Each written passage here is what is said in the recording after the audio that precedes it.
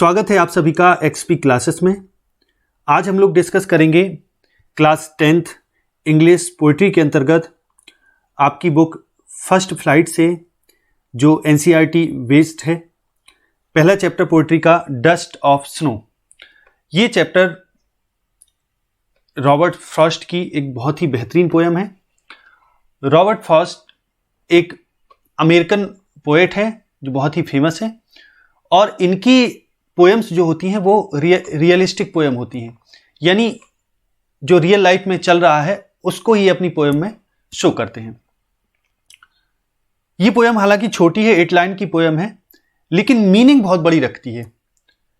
इसमें एक ऐसी इंसिडेंट का वर्णन किया है पोएट ने जो देखने में सिंपल है, लेकिन उसका जो सिग्निफिकेंस है, महत्व है, वो बहुत बड़ा है। यानी ये पोएम हमें एक टाइप से सीख देती है, हमें तरीका बताती है कि कैसे हम अपनी टेंशन को, अपने डिजेक्टेड मूड को कैसे ठीक कर सकते। बहुत अच्छी पोएम है, सिंबॉलिक पोएम है और छोटी पोएम है, तो वीडियो को पूरा देखना है, लास्ट तक देखना है, समझिए। चलिए शुरू करते हैं। The way a crow shook down on me the dust of snow from a hemlock tree। अब इसमें समझिए जरा, यहां क्रो जो है कौआ, वो भी एक अशुभ का प्रतीक माना जाता है और हेमलॉक ट्री जो है वो एक प्रकार का पॉइजनस ट्री है, जहरीला होता है। अब इसमें अभी जो ऑथर है वो डिजेक्टेड मूड में है, उदास मूड में है, ग्लूमी है, उदास है, बहुत सैड है। लेकिन एक छोटी सी घटना उसको कैसे चेंज करती है उसके मूड को, इस पोएम में ये चीज अपन लोग देखेंगे। तो समझे जरा। द वे माने होता है तरीका। The way a crow Shuk down on me the dust of snow, कि जिस तरीके से कौवे ने, शुक डाउन माने होता है, शुक माने होता है हिला दिया, यानी शेक माने हिलाना, तो शुक सेकेंड फॉर्म उसकी। शुक डाउन ऑन मी यानी हिला के डाउन ऑन मी, नीचे गिरा दिया। क्या गिरा दिया? The dust of snow. Author कहता है कि जिस तरीके से कौआ ने पेड़ को हिला के, अब यहां सीन क्या है, सीन समझते हैं। हेमलॉक ट्री है, उस पे कौआ बैठा है और हेमलॉक ट्री की शाखाओं पर जो आपका बर्फ है, स्नो है, वो है।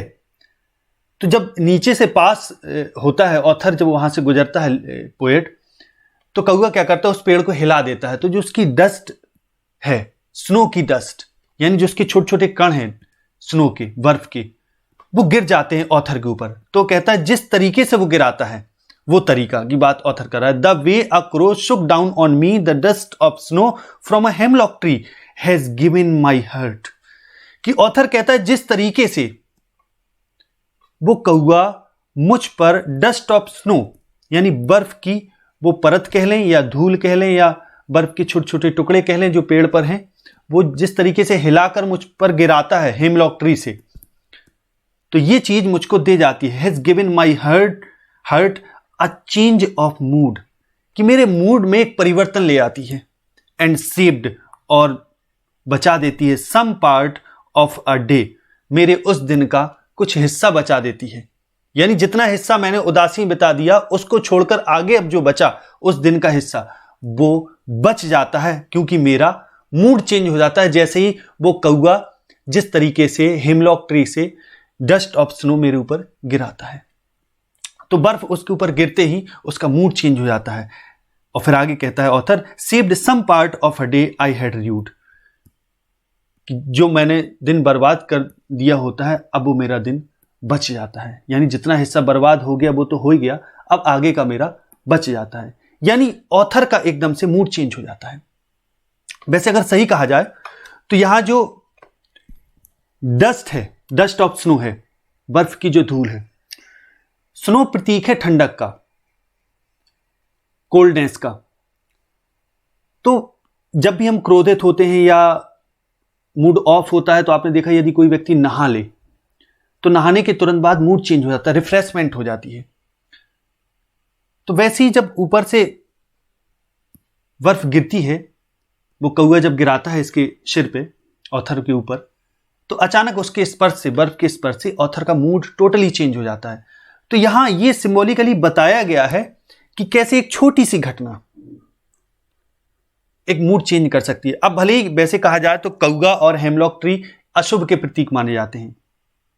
कौवा कोई शुभ जीव नहीं है, लेकिन यहां जो वो हरकत करता है वो ऑथर के लिए बहुत अच्छी साबित होती है। ऑथर का मूड चेंज हो जाता है।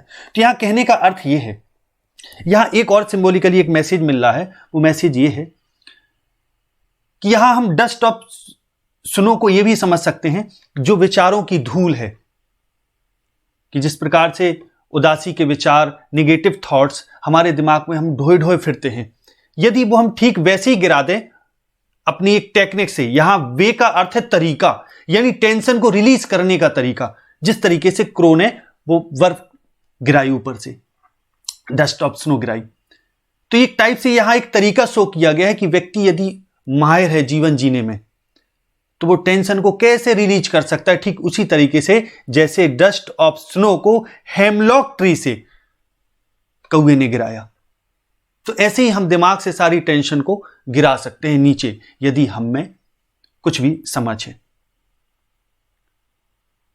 और यहां स्नो प्रतीक है शीतलता का, और यदि ऐसे विचार, निगेटिव विचार हमारे मस्तिष्क से हम गिरा देंगे, हटा देंगे, तो जाहिर सी बात है मूड हमारा अच्छा हो जाएगा, हमारे अंदर पॉजिटिविटी आएगी। तो हालांकि ये जो पोयम है बहुत छोटी है, लेकिन इसका मैसेज बहुत बड़ा है।